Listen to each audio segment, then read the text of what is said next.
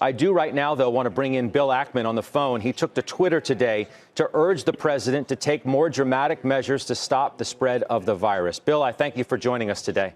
Thank you, Scott. A number of ideas you put forth. I'm going to read one of them for our viewers to start. Mr. President, the only answer is to shut down the country for the next 30 days and close the borders, you say. That interview was with Bill Ackman during 2020, 3 weeks after he entered a $27 million per month bet that the market was going to blow up due to the economic damages he believed that the coronavirus would cause. The outcome of this bet was that his hedge fund, Pershing Square Tontine Holdings, made a profit of $2.6 billion from an initial investment of only $27 million, which is a payoff of 100 times in a time frame of less than 30 days. This video is going to recap exactly how Bill Ackman pulled off his personal best trade in history in one of the most legendary trades on Wall Street of all time. Before we get started, I'd really appreciate it if you can like this video, and if by the end you believe I deserved it, make sure to subscribe for bomb financial deep dives kind of like this one. So first off, who actually is Bill Ackman? Well, Bill Ackman is actually named William Albert Ackman, and he runs this little hedge fund called Pershing Square Capital Management and manages money privately as well as publicly, but the total assets under management for his firm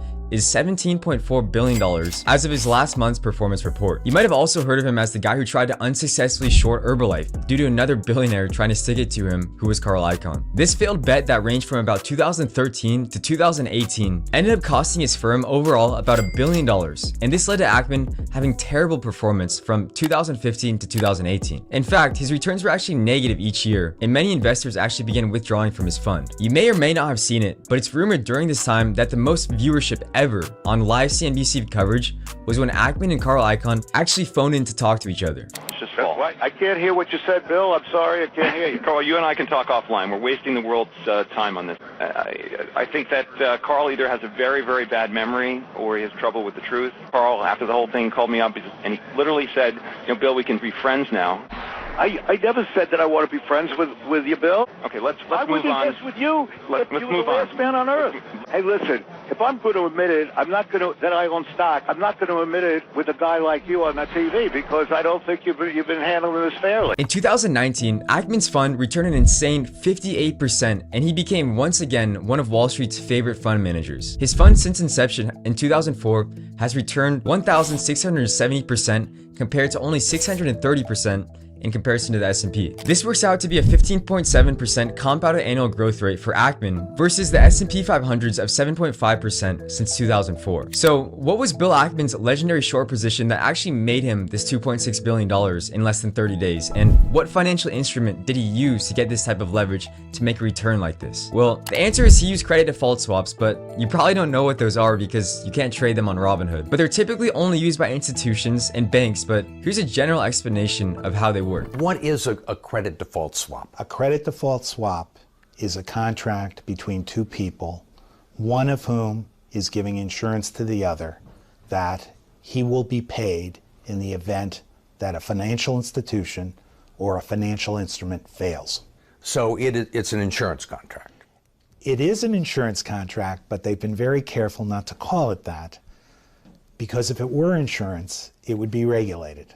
So they use a magic substitute word called a swap, which by virtue of federal law is deregulated. Now, what was Ackman's reasoning behind being so confident in this trade and being willing to spend $27 million per month holding this bet afloat? Well, during that interview coverage, he said this. I said, you know, the laws of probability tell me this thing is going to be everywhere. Everyone, 50% of the world is going to get infected.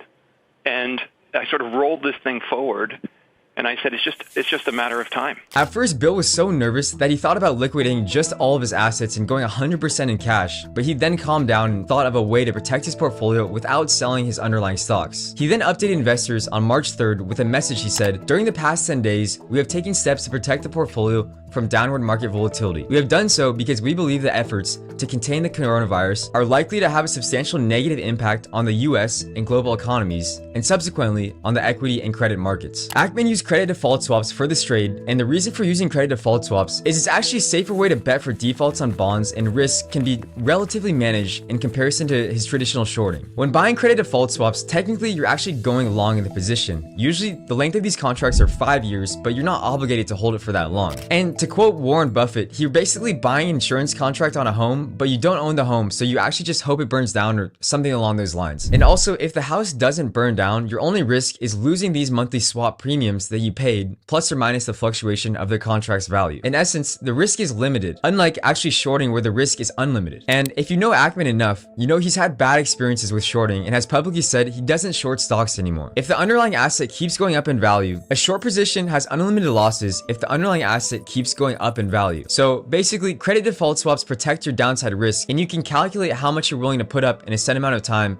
for the markets to react to whatever you believe threatens it. So Bill Ackman bought swaps on corporate bonds which were trading at historically low yields at the time, meaning the market determined that these assets were the safest they've ever been. And corporate bond insurance was also at historic lows at only 50 basis points or 0.5%. He felt given the effects of the virus, the price of insurance would rise from 50 basis points to some higher number, and it eventually did rise to a price of about 3 times the initial value that he got in at. Now, this begs the question, how did Ackman then make 100x his money if the price for insurance only rose 1%, or about 3 times the initial underlying value he executed on? Ackman said in his update letter on March 25th of 2020 that he paid only $27 million for credit protection, but what he doesn't necessarily spell out is this $27 million has to be paid monthly for 5 years. So per year, that would account to be $324 million. If the bet didn't pay off in a year, he would lose 6% of all his fund's money, or $324 million on just this one position. It's important to note here too that when you buy a credit default swap, you're not obligated to hold it till expiration like I said earlier. Although he did not specify his long-term intentions specifically with holding the contract, buying the credit default swap for a very short period of time or until he was able to assume that certainty was back in the markets. In essence, he had exposure to $64.7 billion of asset insurance, and that's why he was able to profit so much more than his initial investments. Also, to give a sense of how large that is, the US investment grade corporate debt market during this time was just over $6 trillion. So Ackman was essentially buying insurance against 1% of all these bonds, which is, needless to say, a very ballsy move, but it was definitely calculated. Okay, now imagine you're an investor getting about $27 million a month, which is what Ackman was paying, right? So $27 million a month for 12 months times 5 years is about $1.6 billion. The reason it's 5 years is because a typical credit default swap contract is for 5 years. The value of this holding is then discounted by what the US Treasury rate was, which was around 1.5% at this time. So the present value of the contract was about $1.5 billion. However, what happens now is if the risk rises by 3 times, and now you're paying insurance premiums of about $73 million a month times 12 months times 5 years is about $4.3 billion, or about $4.2 billion discounted at the risk-free rate. If you subtract the difference between the two present values, the difference is an increase of about $2.6 billion in value, which is roughly the profit that Bill Ackman made. On March 25th of 2020, a letter to his shareholders was filed, and an excerpt from it read, "We have redeployed substantially all of the net proceedings from our hedges by adding to our investments in Agilent, Berkshire Hathaway, Hilton, Lowe's, and restaurant brands. We have also purchased several new investments, including re-establishing our investment in Starbucks, which we sold in January. The proceeds of the hedges have enabled us to become a substantially larger shareholder of a number of our portfolio of companies, and to add some new investments as well, all at deeply discounted prices. Even after these additional investments, we maintain a cash position of about 17% of the portfolio. Since 2020, Bill Ackman's public fund, Pershing Square Holdings, has returned just under 163%, which is a compounded annual return of 27.35%, which is just phenomenal. Bill Ackman commonly refers to Warren Buffett as his mentor for good reason, and follows investment philosophies very similar to his. If you're interested in hearing how Warren Buffett invented Warren Buffett, make sure to check out this video here, because I guarantee you'll learn a thing or two. Now, if you believe I deserve to subscribe, I'd really appreciate it if you do, and if you haven't already, make sure to like this video, and I'll see you guys next time.